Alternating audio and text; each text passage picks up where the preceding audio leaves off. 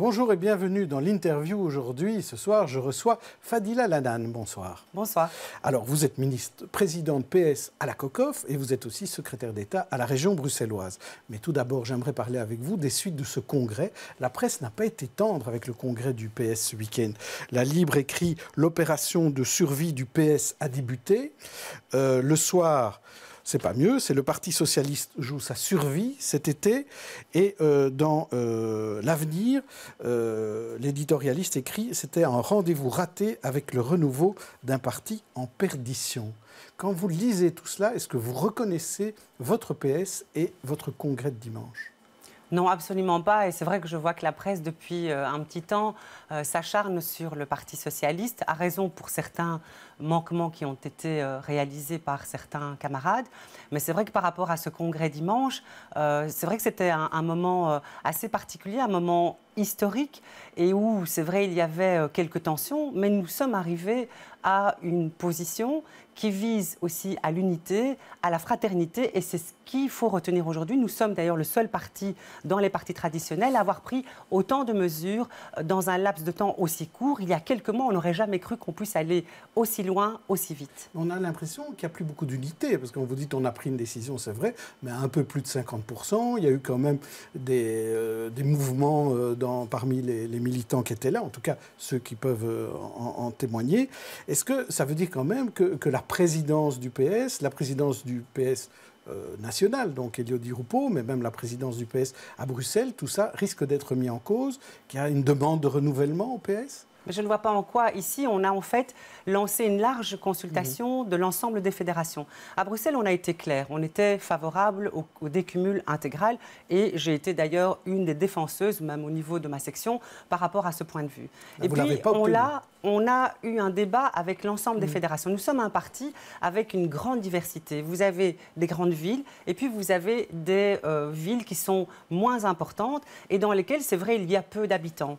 Et certaines fédérations ont considéré qu'un élu qui soit dans un parlement pourrait continuer à exercer un mandat local, mais cela se fera gratuitement. Je trouve que c'est vraiment une avancée importante puisque ici, nous serons sur un 100% au niveau de l'indemnité de parlementaire, donc on ne pourra jamais dépasser cette indemnité, quel que soit le mandat qu'on a, que ce soit un mandat unique au Parlement, soit un mandat au Parlement et dans une localité, mais aussi des mandats dérivés. Je voulais aussi le souligner. À Bruxelles, par exemple, la capitale a fait le compte ce matin, et nous avons fait un reportage dans le journal aussi, en disant les bourgmestres bruxellois vont être touchés, parce qu'ils vont toucher moins d'argent. Oui. Il y a aussi des échevins qui devront choisir entre un poste local ou un poste d'élu.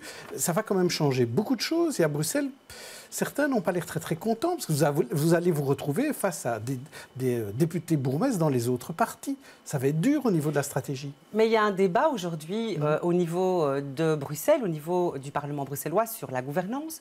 Nous avons aussi mené au niveau du gouvernement bruxellois, et il faut quand même le souligner, c'était au mois de septembre que Rudy Vervoort a déposé une note sur la consultation d'opérateurs universitaires pour travailler sur de nouvelles règles de compétences qui voulaient aller jusqu'à diminuer le nombre d'élus, diminuer les rémunérations, travailler sur une moralisation de la vie politique. Donc ce n'est pas quelque chose de nouveau. Et aujourd'hui, on pourrait au niveau de Bruxelles, au niveau du Parlement bruxellois, avec une majorité au niveau de Bruxelles, eh bien s'imposer des règles plus strictes et faire comme l'a fait la Fédération du Parti socialiste à Bruxelles, c'est-à-dire voter le décumul intégral, c'est-à-dire un homme, un mandat, une rémunération. Donc à Bruxelles, on sera plus dur qu'ailleurs, normalement ?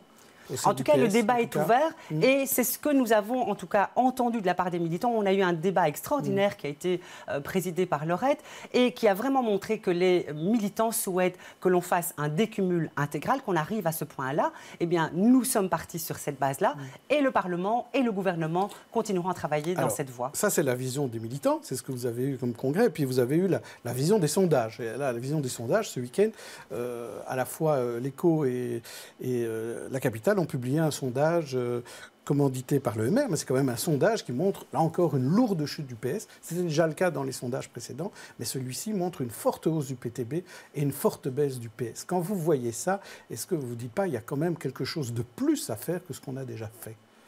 Mais il faut dire que le sondage a été fait à un moment où les affaires étaient, je dirais, de manière très présente dans les médias. Et c'est vrai que l'opinion publique a été fort choquée par certains manquements.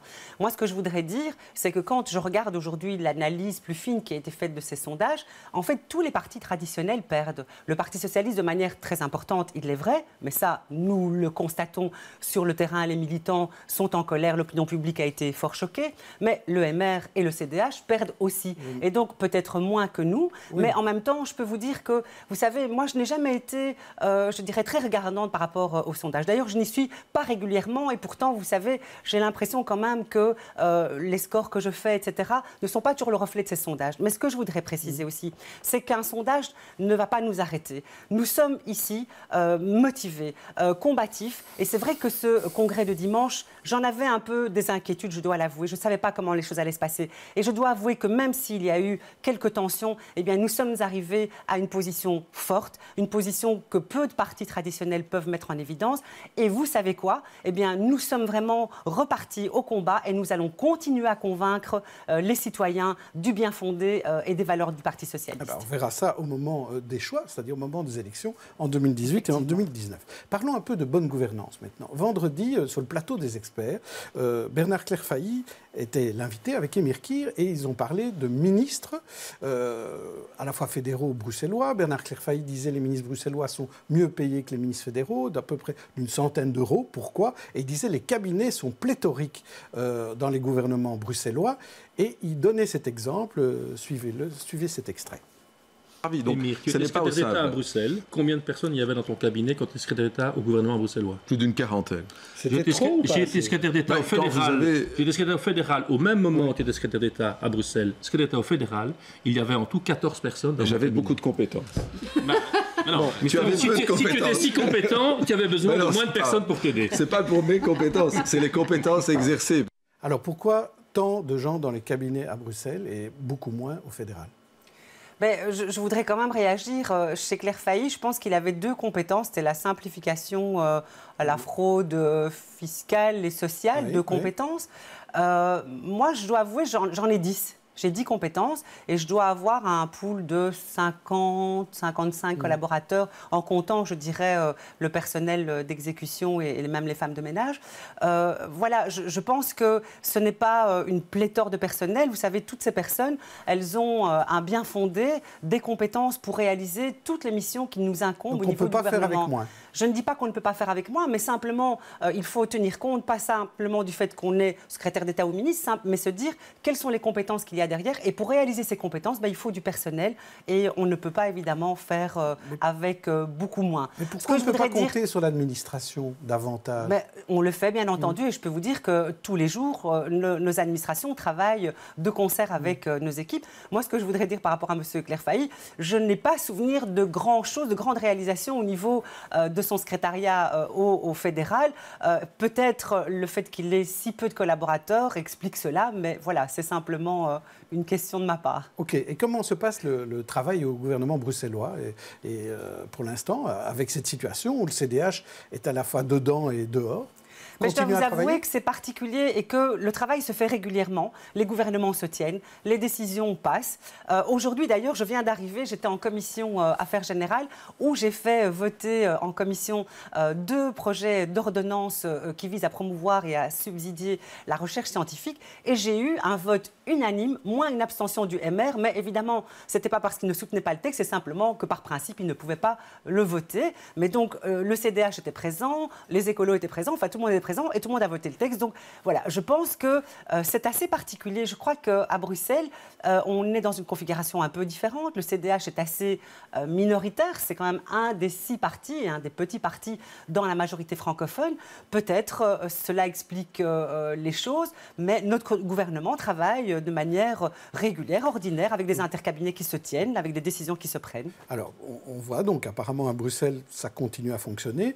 En Fédération Wallonie-Bruxelloise, Wallonie-Bruxelles, ça a l'air plus difficile.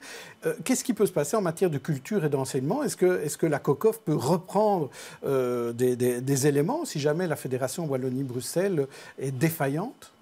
Mais vous savez, moi je vais vous dire, déjà avant cette fameuse crise politique, la COCOF était déjà, je dirais, un pouvoir subsidiant assez fort, et beaucoup de projets qui n'ont pas pu être soutenus au niveau de la Fédération Wallonie-Bruxelles ont été pris en charge par mon administration. C'est dire que nous sommes complémentaires, mais nous ne sommes pas là évidemment pour remplacer la Fédération Wallonie-Bruxelles, qui continue à fonctionner de manière un peu particulière, mais c'est vrai que là, la majorité est un peu différente de Bruxelles, mais loin de moi l'idée de reprendre quelques compétences que ce soit. Et d'ailleurs, je ne suis pas ni une régionaliste, ni quelqu'un qui va profiter de cette carence pour s'octroyer des privilèges. Vous croyez toujours beaucoup en la communauté française? Oui, je suis vraiment une fervente défenseuse de cette institution, et je crois que je ne suis pas la seule. Je crois que vraiment, on a besoin de ce lien entre Wallons et Bruxellois. Vraiment, et les matières personnalisables que gère la Fédération Wallonie-Bruxelles sont très importantes. Elles ne peuvent se faire que par cette coopération. Alors, le Cirque Royal est dans un imbroglio juridique terrible. Brussels Expo ne peut pas l'exploiter et le Botanique ne peut plus l'exploiter. Alors, qui va s'en charger? Qui doit se charger de ça aujourd'hui? Je vous avoue que c'est difficile de commenter une décision judiciaire.